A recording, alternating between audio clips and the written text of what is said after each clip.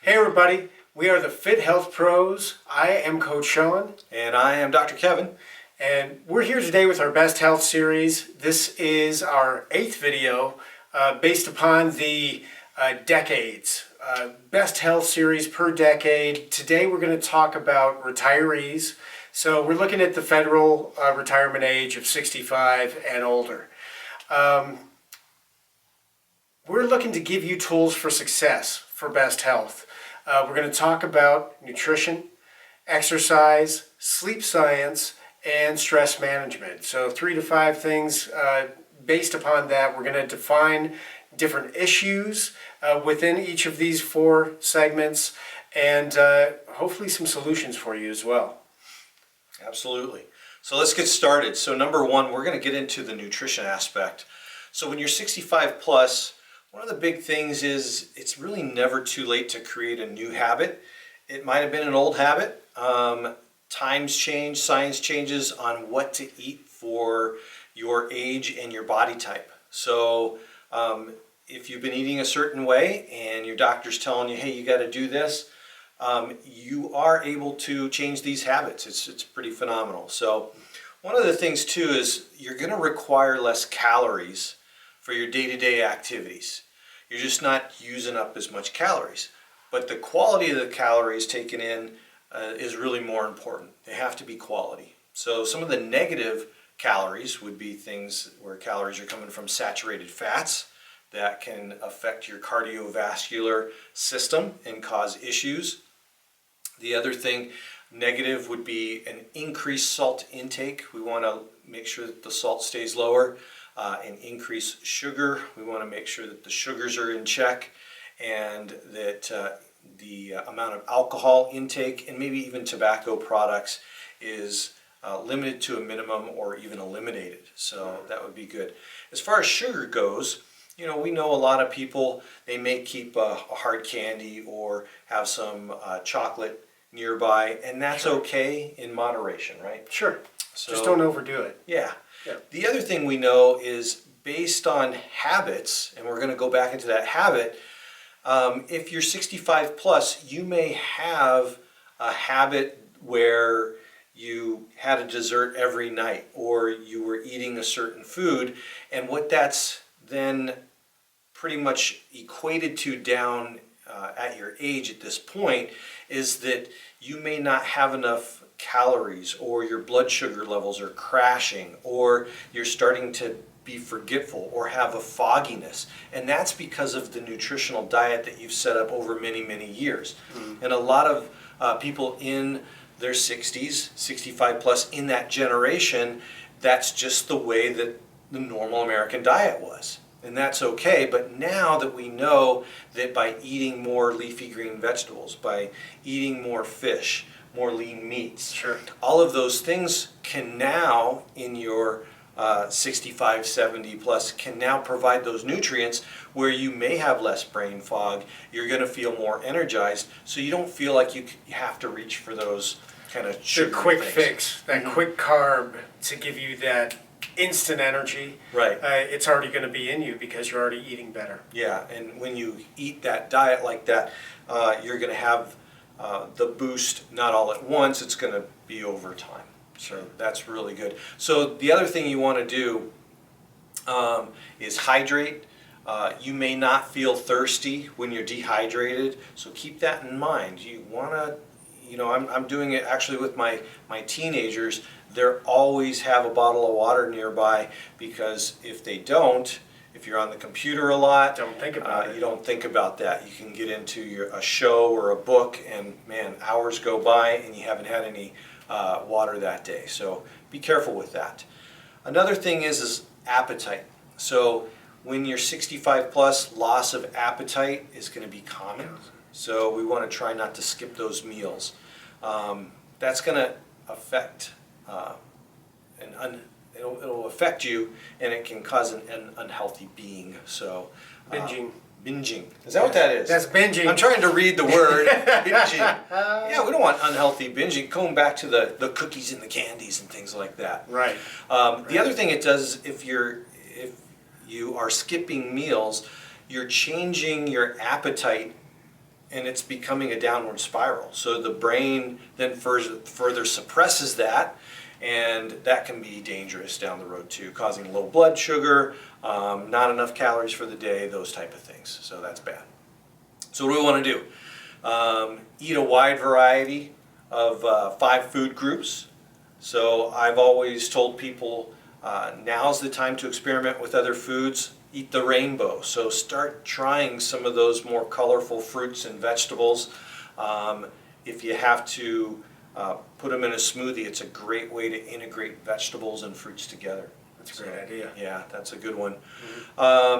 Exercise and healthy diet can reverse plaquing and accumulation in the arteries. So that's pretty phenomenal, really. Yeah, because it takes years and years and years to build up this plaque, but simple changes in your nutrition and in your exercise regimen, Right. and reversal. Wow.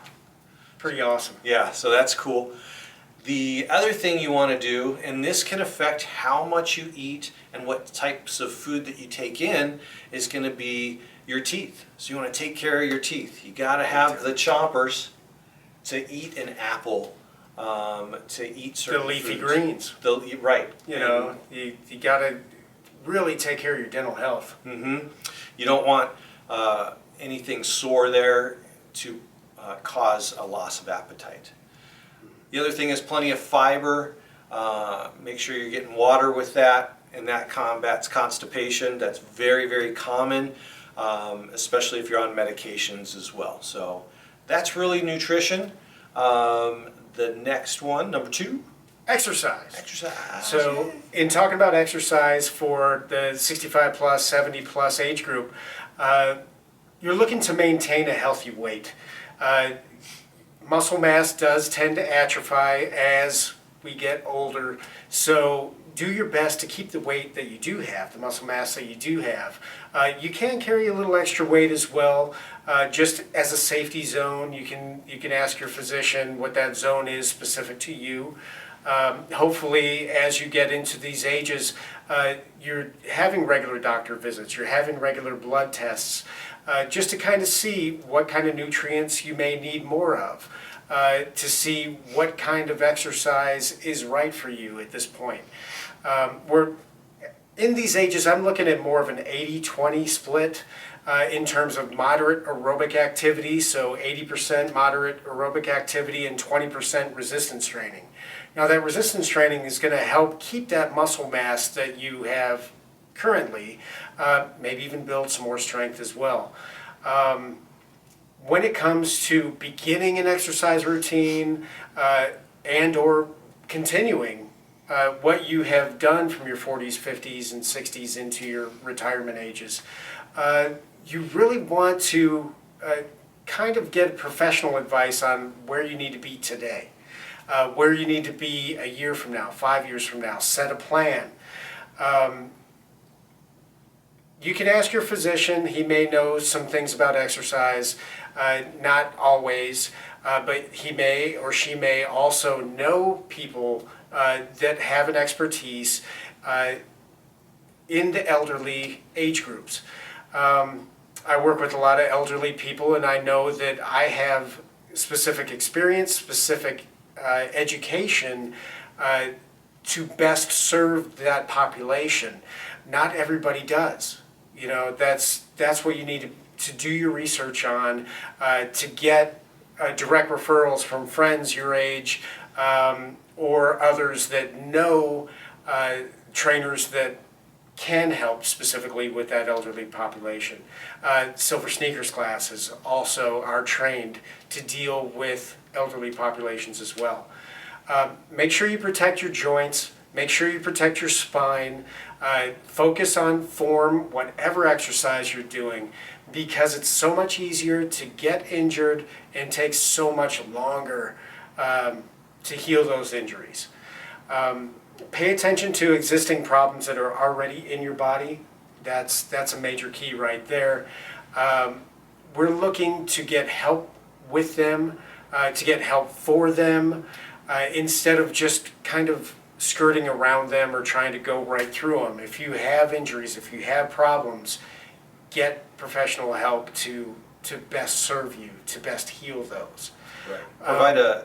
I encourage people to maintain, and if they do have pain, you can maintain that, have pain management through exercise, through stretching and diet. It doesn't have to be through medication, and that procedure really prevents down the road, because the injuries that you sustain at 65 and 70, those can be pretty serious and are usually surgery related. And if you just do a little prevention and a little movement ahead of time, even if you need someone like myself, physical therapy or stretch coach, that goes a lot easier. Big time. Focus on that dynamic stretching, that range of motion, just utilizing your joints and keeping mobility within each joint is so important in staving off possible injuries, doing things that you like to do. We want you to be confident. We want you to be able to do things that you like to do without fear.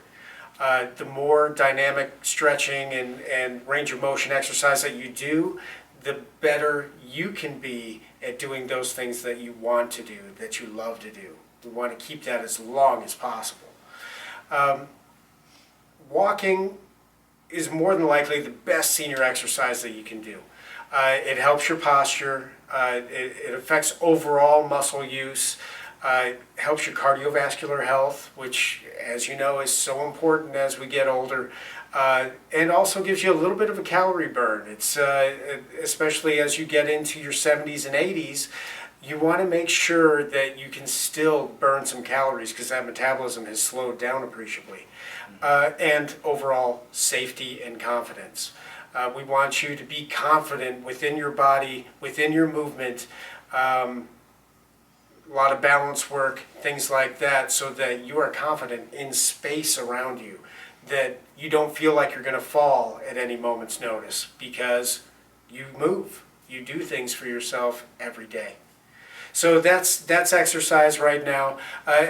If you are watching this, or if say this is for your parents or your grandparents, please subscribe to the FitHealth Pro channel.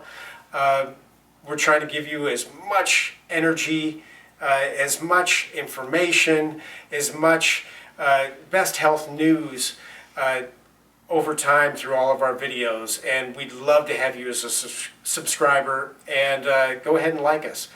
Yes. So that was exercise. Yes. That was a plug, blatantly. Yeah, hopefully just at number one and number two, if you got something out of that, that's what we try to do, is bring you something in each one of these videos. So to continue on, we're going into sleep science. Yes. So this is important. Sleep definitely changes in the 60s and the 70s. Big time. And then also as you retire, you have more freedom to do things, so you're not bound to that alarm clock. That schedule, that work schedule. Now you still need a good amount of sleep, but you may not be getting good sleep through that time period, right? Sure. So sleep's more fragmented. It occurs throughout the day. So some people are taking naps throughout. Maybe one or two even through the day. Yep. Fewer full sleep cycles. So if you look back at some of our other videos, we talk about sleep cycles and how important that is. Your sleep is also lighter. So if you're feeling like just somebody across the street driving their car in the driveway is waking you up, if the birds whistling are waking you up, if the dog jumps up on the bed, all of those things are occurring now, and that can affect that quality of sleep. So here's some statistics. Take them for what you want, but you know, we don't want to bring it down too much. But it's interesting. Beginning in the early 70s, REM sleep may be only 5% of the total night cycle. Wow, that's not very much. And we know that the REM sleep's the most important part for that rejuvenating aspect. So that's going to affect your mental and your physical restoration. So can you combat that? Yeah, we'll talk about some ways to do that at the end here. Yeah. This is another interesting statistic. So your nighttime melatonin levels may be equal to a teenager's daytime melatonin levels. That's how far they fall. So it falls, just almost like the hormone levels are changing as well. Yeah. So that is way, way low, and that affects your sleep. So you're not able to get in that deep sleep. You're not able to get into that REM sleep because of that. Biorhythms are shifting. So everyone's got a little different one. I know from whether it's my parents or my patients that I don't know if anybody has a normal retiree sleep schedule. Yeah, You know, it's very individual. It's very individual. I know a lot of people that get up at 3 in the morning. That's common. A lot of people sleep until 10 o'clock in the morning, and that's common. So everyone's a little different. I'd like to think that would be me when I get retired. To sleep in? To sleep in. Yeah. They just enjoy sleep. I don't know. Right now, I wake up, Yeah. you know. And it could be, I'm just thinking to myself, can't get comfortable. So once 5 o'clock rolls around, 6 o'clock rolls around, it could be a comfort level too, Could be. you know. Could be what we're used to, and it just kind of extends into our 60s. Yeah. So what do we want to do? Well, sleep environment is definitely key. Huge. So you can possibly change how much sleep you're getting, and Quality of sleep as well. the quality could change too. And I think that's going to go back to nutrition. You may want to look into hormone levels as well as your pain, which then goes back into exercise.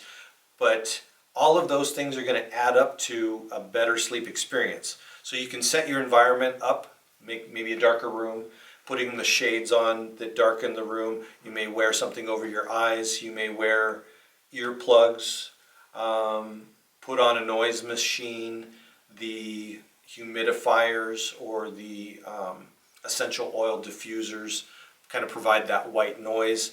All of those things can provide that environment, maybe not let the dog in the room to or where they're disturbing you make in the middle of sure the night. the cat's not pawing at the door Yes. at the bottom, At the bottom. especially if it's not your cat.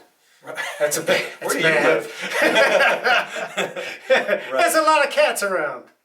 So, and then the last thing's going to be supplements. You may provide some supplements there that can give your body the nutrients it needs to fall asleep a lot better. And we say that you can research, so just put in sleep supplements into Google, but I say that mostly from the standpoint of instead of a medication or a drug that's out there, most of those drugs are adverse reaction to the other medication, or they provide a side effect you don't want during the day. And that's sleep science. Sleep science. There's probably more, but we wanted to hit on all of the major ones. Yeah. At the beginning, I said maybe we'd have 3 to 5 things. We've had a lot more than that so far. Yeah. So far, and that's okay. We want to give you as much information as possible, and oftentimes we'll go off on tangents and give you more. Just we have a lot of experience and education related to these 4 segments, especially. And it doesn't cost you any extra. That's right. That's right. That's right. I mean, if you want to give us more, it's great. Right. But we're not looking for it. That's for you. So the fourth segment we're going to talk about today is stress management. Generally, if you've seen any of our other videos, we'll kind of zing you with the bad news first, and then it gets better and better and better. But we do want to define what is causing the stress. What is causing greater amounts of stress than others. When it comes to retirees, oftentimes the number one problem that we're dealing with is loneliness. Their deaths of spouses, deaths of friends can create loneliness. Kids moving away. There's just it's pretty intense in terms of the stress that it can bring to you as a retiree. Also, foreclosures tend to peak at the age of 70 and above. Poor health, living independently. How long can you live independently? The healthier you are, the longer you can live independently. So that takes some of that stress away. Living on a set budget you may not have had to do before. knowing when that Social Security check is going to get put into the bank, and how much you have to budget accordingly to that. Some of the things that can come from this stress, you can get headaches, you can get insomnia, you can get chest pain or low energy, loss of desire. Again, I'm saying we're hitting the bad news first, and we're just defining what stress can come and the side effects of that stress. So in order to combat all of this and get to the good news, we're looking for you to have the support of family and friends if you can, professional help if you need it. Be social. Key is attitude. Focus on gratitude and positivity. If you can focus on that positivity, it can reshape your whole world. If you're in pain, if you're lonely, if you're having some of this stress, it can take that silver lining out of everything. It can take that silver lining out of every day. Focus on that silver lining, and you'll be so much happier. You'll be able to combat that stress so much better. Some of the things that you can do to take some of that stress away as well is budgeting more effectively, so that you're not putting yourself in a place where you're running out of money every month. It's the third week of the month, and you're already running out of money. That causes a lot of stress. Be more stringent with your budgeting. Downsizing. If you're in a house that's way too big for you, the kids are gone now, the grandkids don't necessarily need as much space, go ahead and downsize. It's completely understandable, and it can put a lot more dollars every month into your pocket. And be sensible with your generosity. I know when it comes to grandkids, it's a much different relationship. My parents and my wife's parents are much different with our son than they were with us. I don't know what that's all about. But you may want to give them, we know what it's about. It's absolute love. But be careful with your generosity with your grandkids as well, if it's going to put you in a bad position financially. They love you no matter what. So it's not about the money that you give them. It's not about the things that you give them. They love you no matter what. Keep learning. Stave off mental inactivity. Do crossword puzzles or jigsaw puzzles, or learn something new. The greatest thing that we have now that we didn't have years past is a plethora of information at our fingertips. Yes. That we can learn about anything at all that you may have wanted to learn in the years that you were working that you had no time for. Well, guess what? That information is there for you now, and it's pretty awesome. Also, volunteer work as well. I know my mom does a lot of volunteer work. She crochets hats for veterans and the elderly. She's 80, but she just keeps on moving and keeps her fingers moving and keeps her brain moving, and it keeps her happy. It keeps her mental health better as well. So those are some things to kind of both define stress that can come into your lives, and how to circumvent, how to work through them, and just how to feel happier in life as you retire and get that stress away. It doesn't need to define you, and it doesn't need to stick to you. Wow, very good. Boom. Yeah, that was awesome information. I hope you guys got a lot out of that. Again, we talked about nutrition, we talked about exercise, the sleep science, and also stress management. And hopefully all of those 4 things that we call the Best of Health series that we bring to you, hopefully you got at least 1, 2, 3, even 4 or 5 things out of this.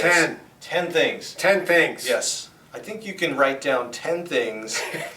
If you did not take notes, we did not expect you to, so I'll put the board, or we'll put the board down in the link below, so there'll be a picture there. Everything that we see and that we're working off of will be there for you. Yeah, so thanks again for spending time with us. Again, subscribe and like and share with your family and friends this information. Let them know we're here. We're here to help. And that information, our goal is not just for one person or just you to get that, but it's to share with your family and your friends, and they share it with their family and friends, and we can take this and really help a lot of people. Yeah, as many people as we can help, we would love to help. So I am Dr. Kevin, I'm Coach Sean. and we are the FitHealth Pros. Thanks again. Thanks for coming and spending some time with us. Hope you learned something. All right, bye now. I'm going to start over. Like, where am I going? We're talking about sleep here, folks. Yes. So.